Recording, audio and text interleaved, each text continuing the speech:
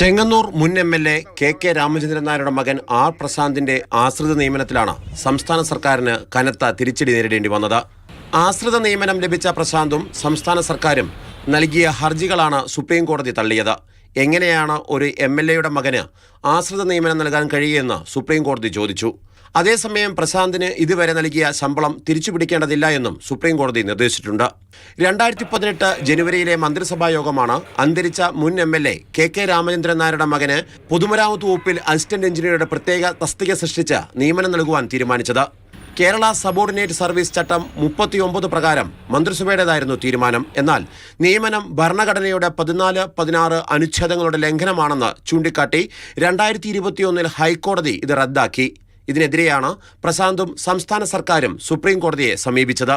PSC മുഖേനയും അല്ലാതെയും സർക്കാർ തൊഴിലിനായി അർഹതപ്പെട്ട ഉദ്യോഗാർത്ഥികൾ തെണ്ടുമ്പോഴാണ് ഈ സ്വജനപക്ഷപാതം നടപ്പായത്.